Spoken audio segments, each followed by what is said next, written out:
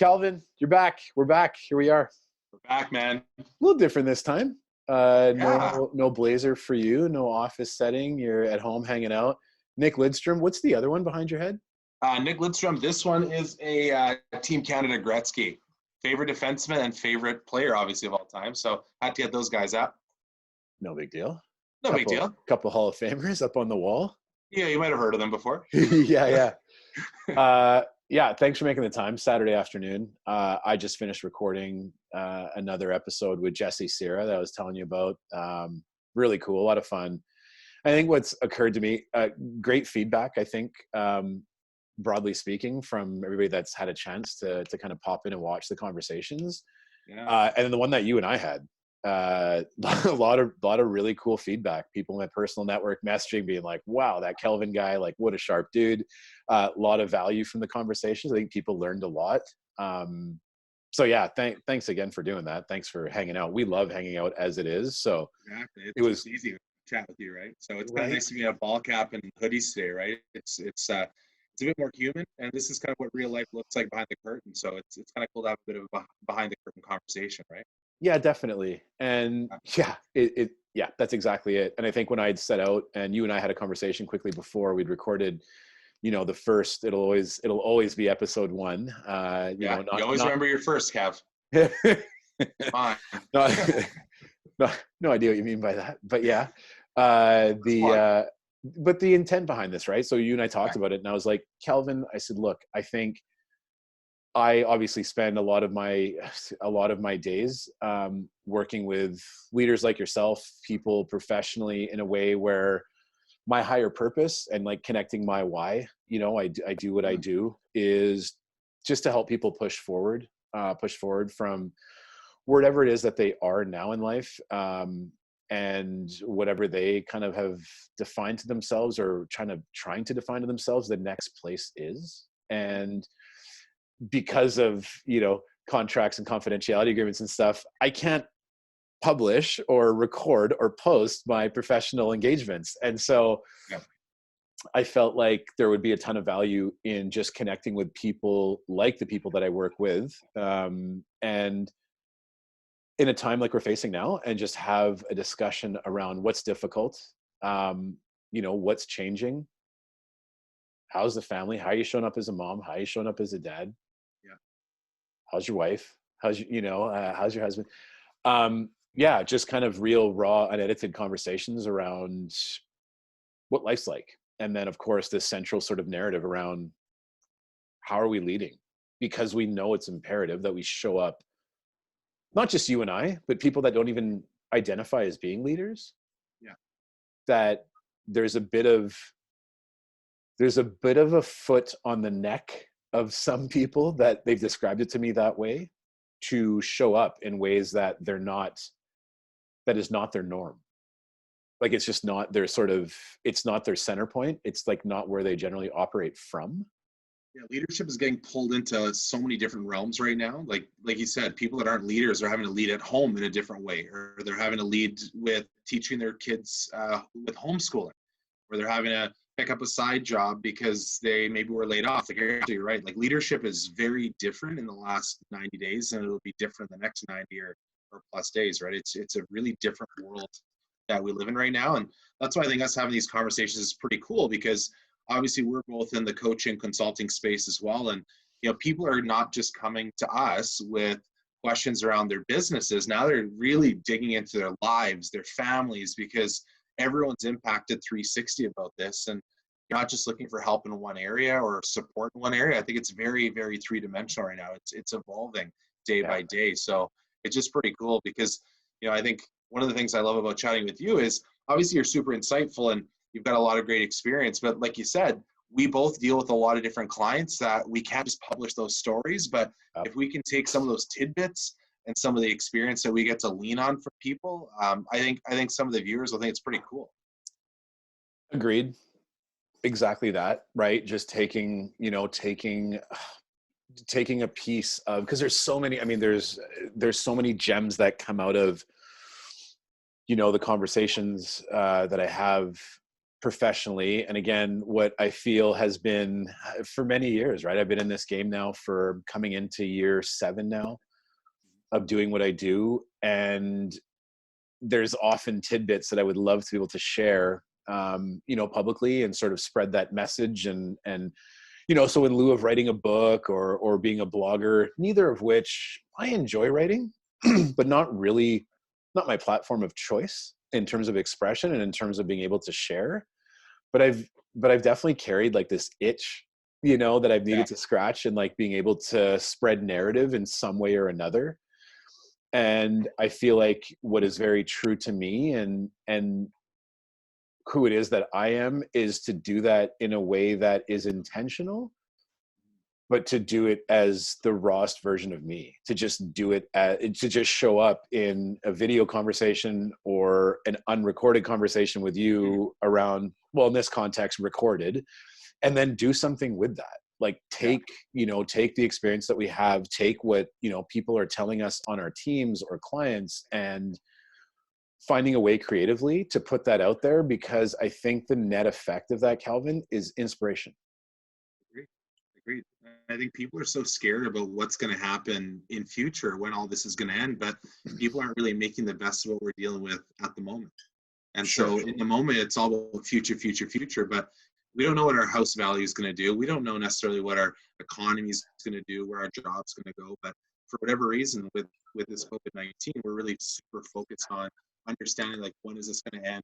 When's this pandemic going to change, or when is it going to become manageable? And I think that's the scary part, is we're so focused on the future that we're not enabling ourselves to do some cool stuff in the present, whether it's helping people or finding a way to help ourselves or having these conversations, So it's a really interesting time for all of us. It's pretty fascinating.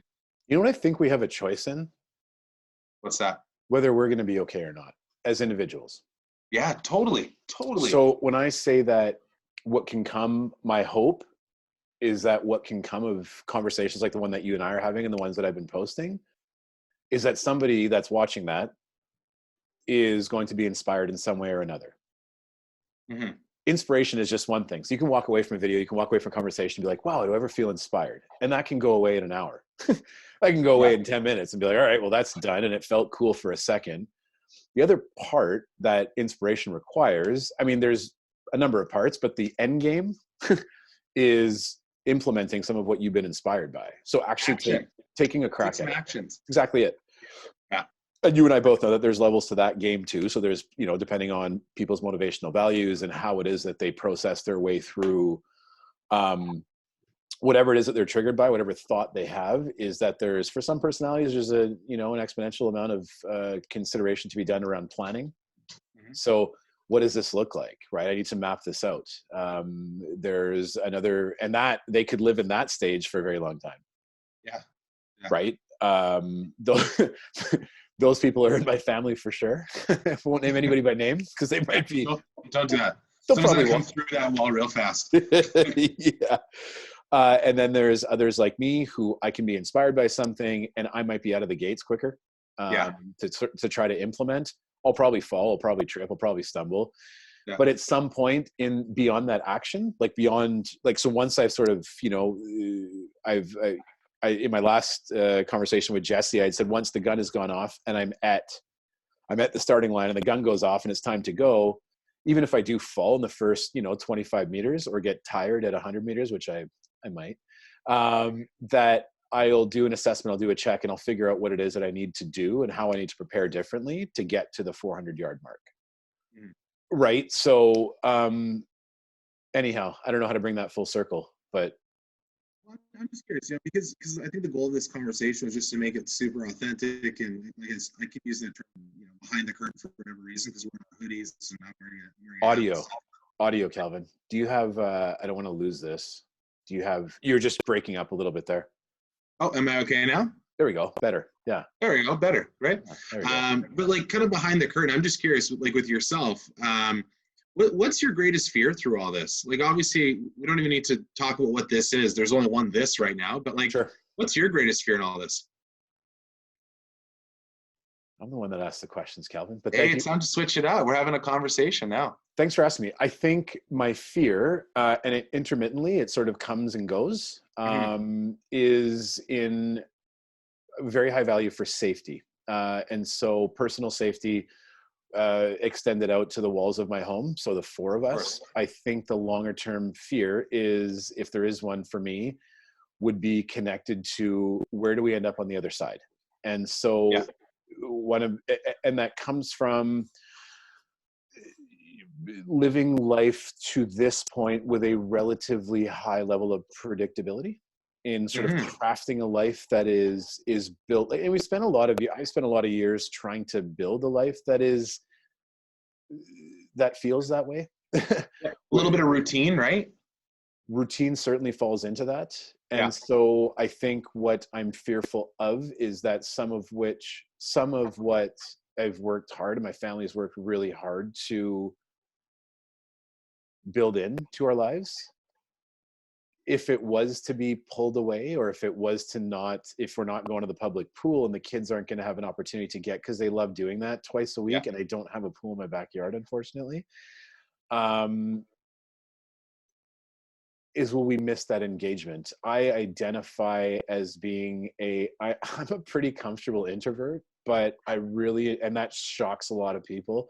Hmm. But when I'm not engaging professionally, or I'm not doing something like this, and even my friends will laugh at that when I say, I'm like, guys, you don't understand, you may not realize this, but I'm actually okay by myself and I enjoy that. I'm not the guy that always needs a feed on my phone.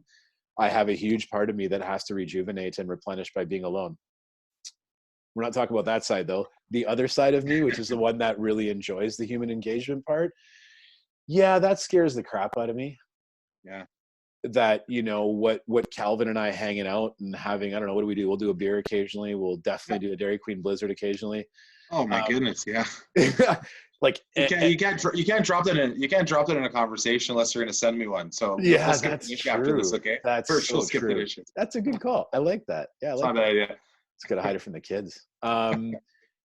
But no, I think just like that, what I'm missing now. So in taking that, very recent sort of deep dive, I had actually done this. So 2019 for me, very formative year, because I had, for the first time possibly ever, had done like structured work around identifying my values and really taking a Hmm. deep dive and discovering pieces of what matters to me, what doesn't matter to me, and what do I want to matter to me in the future. So aspirational values, non-values, and core values. And yeah, I feel like some of my core values, things like family, getting in the backyard, barbecuing for my kids' birthdays, having everybody over to the house. And, look, my mom's she'll be 67 in August.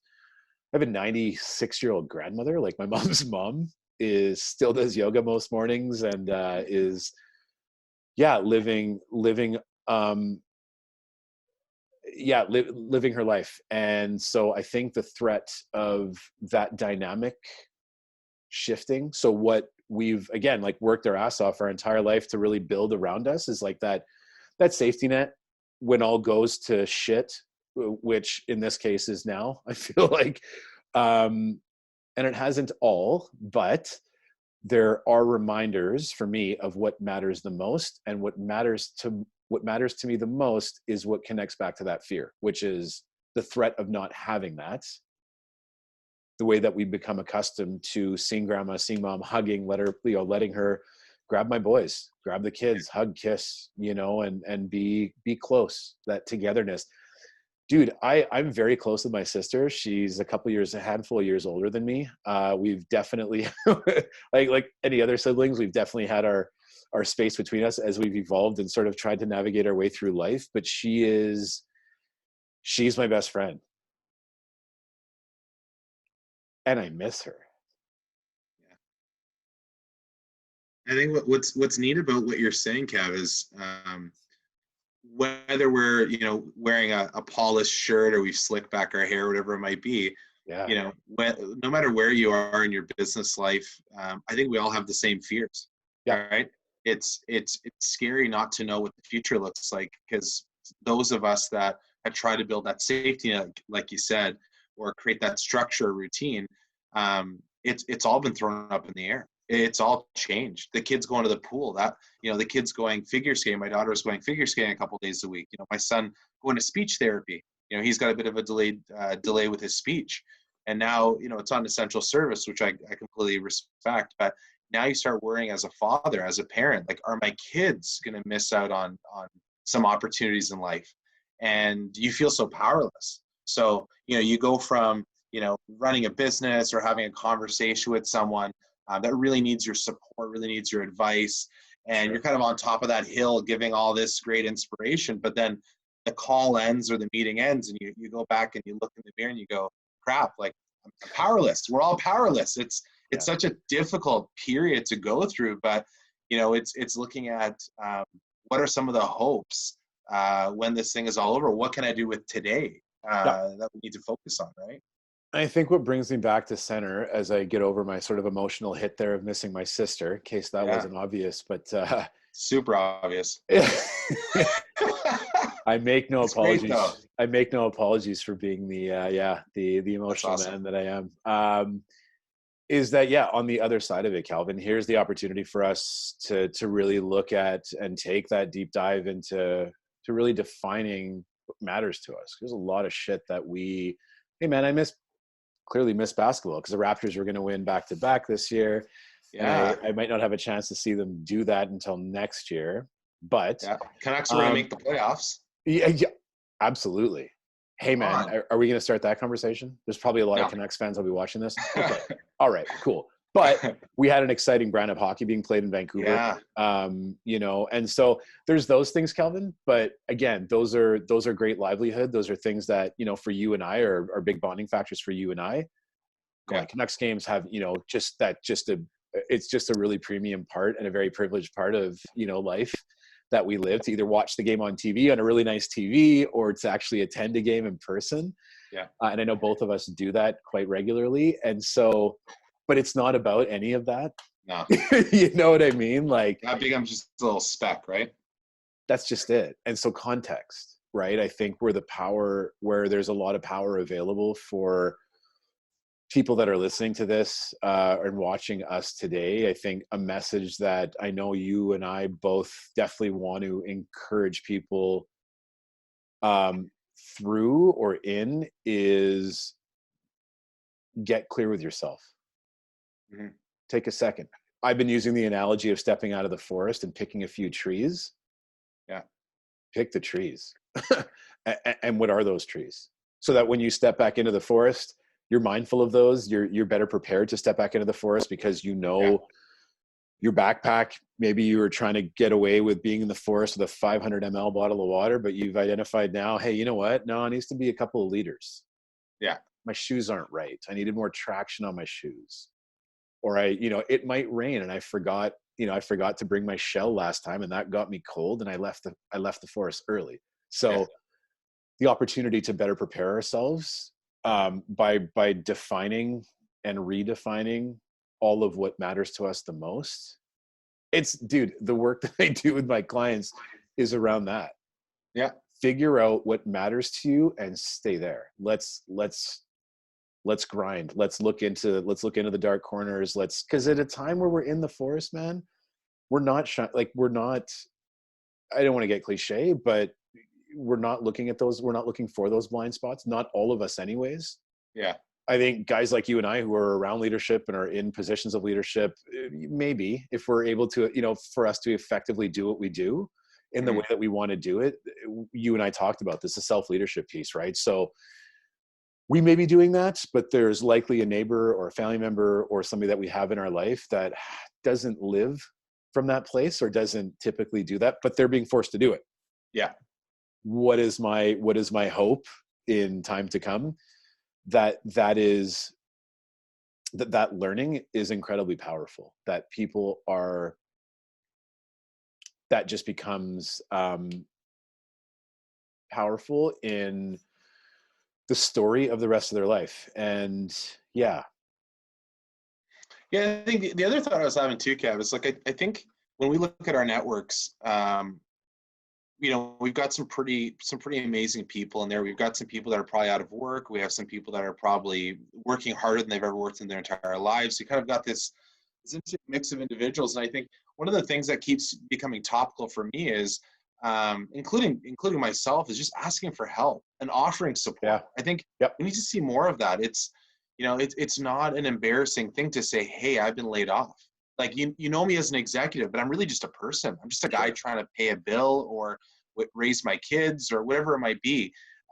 There's nothing wrong with trying to get some empathy from your peers, trying to get some support, some assistance. And I think we just live in a world right now that's really built on social media, built on profile pictures and TikTok videos, whatever it might be. It's such a small percentile of who we actually are. Yep. I just think as leaders and as people and as friends, we would all just do each other a great service as opposed to disservice to just get out there and say, hey man, I'm struggling. Cav, I need to have a conversation with you. Kelvin, my business isn't working out. Like I'm not getting any takeout orders, and I'm only allowed to do take orders. What do I need to do? And it's guys like you and I that we don't have all the answers, but at the very least, we can have a conversation. At the very least, we can offer some type of hope, some sliver of conversation that might carry someone into the right direction. And, I applaud, I know that you've been offering to speak to people just to kind of have some conversations free of charge, which, somebody of your caliber, that's pretty cool. I've been doing the same thing for those that just want to have a conversation with their business, more about, them being out of work. Again, there's no guarantees, but sometimes you just need to open up, you just need to have a conversation because everyone's struggling right now. Everybody. There's an ideology that I learned, early in my coach training days. And it's super impactful, is the idea that people want to be seen, heard, and understood. People want to be seen, heard, and understood. And so the reason that that's been so powerful in who I am as a person from that point forward and what it is that I do professionally is, if I'm to truly honor and respect the fact that people want to be seen, heard, and understood, that my work is to find that safe space with those that want to be heard, and allow them that opportunity and do it selflessly. So you're right. You're absolutely right in saying that it's difficult for everybody, that it is okay to ask for help or to have a raw conversation with somebody around what it is that you have going on. It's helped me redefine my work. Look, this period of time has helped me very simply. It's helped me simplify my work, and my work is to allow people a safe, non-judgmental space to think their innermost thoughts, and then have, and then I reframe and send back a question, which sends them into that consideration or possibly that inspiration. We need that right now. We as a world, we as a greater community need that. And I'm not trying to make myself a miracle worker by any stretch of the imagination, because there are some fantastic people out there that are doing the same thing, which is just putting their hand out and saying, what do you need? Here I am. I'll accommodate any way I can. And God bless those people forever, and their families and everybody that they care about. But I'm just proud to say that I fall in that same category is all, this isn't a time for me anyways. Everybody varies and where they're at with this concept, but this isn't a time for me for self-promotion. I think if anything, it's not the right time. I just see it as an opportunity for people to get a closer, deeper dive into understanding who it is that I am as a professional, but more so as a person. And if that nets out to at some point, oh, cool, that could be a guy that I'd love to have a conversation with. Yeah, as it's always been, my phone number, email addresses they're available. You can get in touch with me. But it's really just that service piece. There's a term that we use in the Sikh community, and it's seva. And I think that's a term, SEVA. And I think it's a term that has been, it's become more mainstream in recent years, like cross-culturally. And the term seva, to offer seva, is to be in service of the community around you. So it's selfless service. And so we do that through our temples and through religious, platforms, but it's an ideology and it's an idea that we carry into our personal lives. I'm not a religious guy, but it's like, it's one of those pieces that at this juncture in my life, I'm just like, you know what, this is my seva. Like, this is my opportunity to just be available in case somebody says, shit, I need a safe space to have a conversation. Like, go hide in a closet, get away from the kids, make sure that, the spouse has given them 30 minutes. And like, hey, Cav, it's me. Can we, I really need to unpack something, Yeah. Yeah. I think the other thing too, like, is, everyone's kind of in a different spot. And I think if you're in a great spot right now, and, you're working, and, you have enough money in the bank to stay safe and healthy with your family and all that kind of stuff, those people are still hurting. People got laid off. Those people are hurting. People that are retired and they're looking at their RSPs dwindle, they're hurting. Yep. People in the real estate market, they're hurting. So it's like, there's obviously different degrees of pain right now. But at the very least, if we're all kind of observing the 2 meters or the social distancing, at the very least, we finally have one thing that the entire world has in common. And that's kind of cool. Like, you take a glass half empty and go, hey, hang on a second. Whether you're a multimillionaire or you're broke, yep, or you've got a great job or you're laid off, yep, hey, there's one thing that kind of brings us right down to reality. It's that you can't go out and hug your sister. Yeah, at least you shouldn't. You can't go to the grocery store and kind of zip in and, say, excuse me, let me grab that avocado. You totally can't do that. And it's, and you also, a friend of mine shared, because, now we're in the basement or we're in our hoodies, going to share kind of a funny analogy. We're at a time now where we used to hide a fart with a cough, right? Yeah, I've seen this one. Right, and now it's interesting because you used to try to hide your fart with a cough. Now it's the other way around. So it's a really weird time, but we got to laugh about it, and we got to say, hey, Cav, there's something you and I have in common. We can't see some of our significant others, and we're struggling one way or another. So let's talk about that. Let's be okay with that. Yep. You took the thought away from me. I'm glad that you brought it back. Upstairs in the bathroom this morning, trimming this magic. Have you noticed that I've lost a few inches off my beard? It was down here 48 hours ago. Yeah. Looks good. Now there's more neck, more profile. I need to be careful. I need to always wear like a V-neck in these No, I got in a fight with my clippers and my barber shears. Just trying to give myself a nice quick clean, and then I went not really that, but it got a little bit shorter and not as, anyhow, in lieu of a barber, I've cropped it down. But I'm upstairs this morning to give myself a quick trim, and after coming back from a run from the river in Coquitlam, fantastic. Like, went out with the kids and it was great. Distancing, people have been fantastic out there. City of Port Coquitlam, I guess it is. They were, they had people out, they had staff out and kind of, saying hello, saying good morning, and just reminding us to keep distance. Anyways, come back. And that's the thought that I had as I came out of the shower to get ready. I went, hey, we all have something in common now. And I don't just mean the Canucks. I just don't mean the Canucks are in the playoffs. And so 25% of the community that I live in is like wearing blue and green. And they're like, the playoff flags are on the cars. Cause hey, that's a really cool feel. Right. I mean, during those moments for us as sports guys, Canucks are in the playoffs, go back to 2011. I know, sensitive topic, but during those times we had come together. I know we weren't going to touch Not hockey, ready for that. But it's that's another podcast. But it's that power of being one or being equals, right? We're all up against the same thing, and we're all obviously different contexts and not nearly as ideal as your team making a surge in the playoffs, but it unifies us in a way that's definitely not ideal. But could it be? We're doing this because of it. Sure. Or else we'd probably be sitting down having a beer. Well, this is just it. Oh, you don't have a beer going? This isn't water. It's straight vodka. No, and the funny thing that people might not know is, like, you and I we were neighbors. We were next door neighbors for a period of time. Yep. And now, we could almost call the segment like Between Two Walls. Like, we still have the wall there, and that's right, funny.